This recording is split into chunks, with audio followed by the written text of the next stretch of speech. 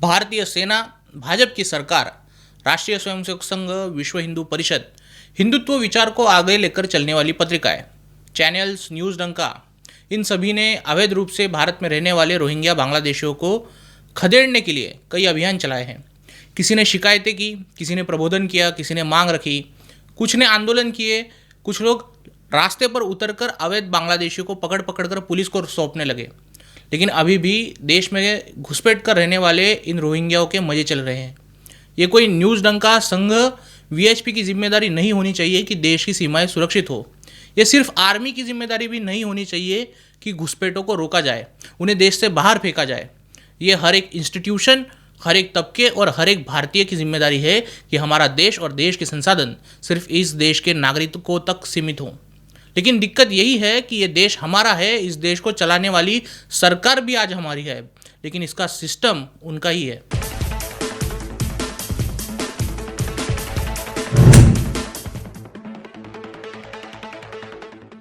नमस्कार, न्यूज़ डंका के बात पतेकी में आपका स्वागत है।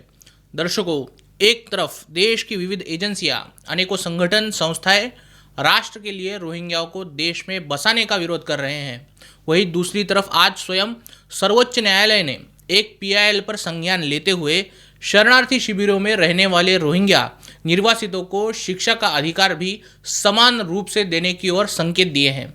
कोर्ट का मानना है कि शिक्षा के अधिकार के तहत रोहिंग्याओं को सरकारी स्कूलों के तहत मुफ्त शिक्षा मिलनी चाहिए। साथ ही न्यायमूर्ति ने याचिकाकर्ताओं से रोहिंग्या परिवारों की सूची, संपत्तियों का विवरण और कुछ सबूत पेश करने को कहा है। इस पर याचिकाकर्ता कॉलिन गोंसाल्विस ने कहा कि सभी रोहिंग्या यूएनएचसीआर से पंजीकृत हैं। वही न्यायाधीश महोदय ने कहा, फिर आपके लिए ये चीज़ें आसान हैं, एक पंजीकरण की संख्या होनी चाहिए, आपको कॉलोनी के अनुसार सूची देनी होगी, हम देखेंगे कि किस तरह से आपकी मदद की जा सकती है। अर्थात इस फैसले में न्यायाधीश महोदय ने जो महत्वपूर्ण वाक्य कहा कि शिक्षा के मामले में भेदभाव का कोई सवाल ही नहीं है, हर बच्चे को प्रवेश मिलेगा, लेकिन सबसे पहले ये पता लगाना चाहिए कि वो कहाँ रह रहे हैं। दर्शकों, ये बात आपको पता होनी चाहिए कि इस याचिका को कॉलिन गोंसाल्विस ने कोर्ट में दायर किया था। सर्वोच्च न्यायालय का अधिवक्ता कॉलिन गोंसाल्विस असल में ह्यूमन राइट्स लॉ नेटवर्क का संस्थापक भी है। इस वकील ने इस्कॉन के अक्षय पात्र के खिलाफ भी अभियान में हिस्सा लिया था। सीएए कानून आने पर जो हिंदुओं को टारगेट कर हमले हुए, जो दंगे हुए, उनका ठिकरा प्रवेश वर्मा, कपिल मिश्रा और अनुराग ठाकुर पर फोड़ने के लिए, उनकी गिरफ्तारी के लिए इसी कॉलिन गोंसाल्विस ने सुप्रीम कोर्ट में याचिका लगाई थी। इसी कॉलिन गोंसाल्विस की ऑर्गेनाइजेशन को जॉर्ज सोरस की संगठन से भी पैसे मिलते हैं। दोस्तों, इस बात को हमेशा याद रखिए, ले देकर भारत में वैध अवैध किसी भी प्रकार की घुसपैठ करने वालों की बात होगी तो इसके तार जॉर्ज सोरस से जुड़े ही मिलेंगे।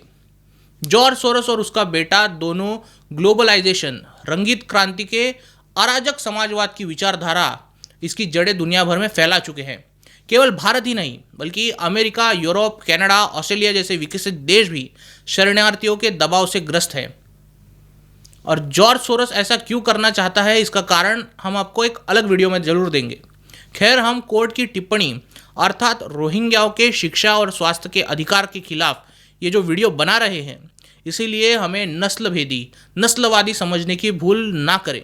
हम उसी हिंदू समाज के एक बिंदु मात्र है जो वसुधैव कुटुंबकम की यात्रा सिखाती है, और हम इसी भावना से जीते भी हैं। सोरस जैसे अराजकवादियों के जो खोखले ग्लोबलाइजेशन के विचार है, उसके मुकाबले हमारे ग्लोबलाइजेशन की परिभाषा अधिक व्यापक और सटीक है। मित्रों, हमारी रोहिंग्याओं से शिकायत उनकी विचारधारा को लेकर है जो भारत की आंतरिक सुरक्षा, भारत की सीमाओं की सुरक्षा और भविष्य को खतरे में डालती है। हमारी प्राणप्रिय मातृभूमि का विभाजन जिस विचारधारा के कारण हुआ, उसी विचारधारा की हमारी मातृभूमि में लगातार होती घुसपैठ, हमारे देश के संसाधनों पर उनकी दूषित नज़रें और इसी विचारधारा की बढ़ती भूख ने भारत के बहुसंख्य समाज को व्यथित किया है। बहुसंख्य समाज का मतलब यहाँ केवल सनातनी हिंदू समाज समझने की गलती मत करना। रोहिंग्या और बांग्लादेशियों के घुसपैठ से जितना सनातनी हिंदू उखड़ा हुआ है, उतना ही क्रिश्चियन पंथ में मानने वाला भी समाज असहज है। जितना जैन पंथी हिंदू को इन घुसपैठ की घटनाओं से चिढ़ है, उतनी ही केशधारी हिंदुओं को भी है, और इतना ही बौद्ध मत के हिंदू भी गुस्से में है। म्यांमार के बुद्धों ने तो रोहिंग्याओं को पागल कुत्ते की उपमा दी थी।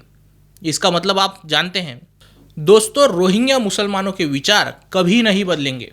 वो इस देश के लिए, इस देश के लोकतंत्र के लिए घातक ही बने रहेंगे। वही सर्वोच्च न्यायालय ने जो निर्णय दिए हैं या टिप्पणी की है, उस बात को लेकर हमें ये ज़रूर समझना होगा कि रोहिंग्याओं के बच्चे पढ़ेंगे तो कॉलेज भी जाना चाहेंगे। उनके माँ बाप शरणार्थी कैंपों से निकलने की कोशिश करेंगे। पढ़े लिखे रोहिंग्या नौकरी भी मांगने लगेंगे। जहाँ हमारे युवा भी नौकरी और उद्योगों की कोशिश में लगे हैं, वहाँ कंपटीशन में ये लोग खड़े होंगे। इनका कोई अधिकार नहीं है।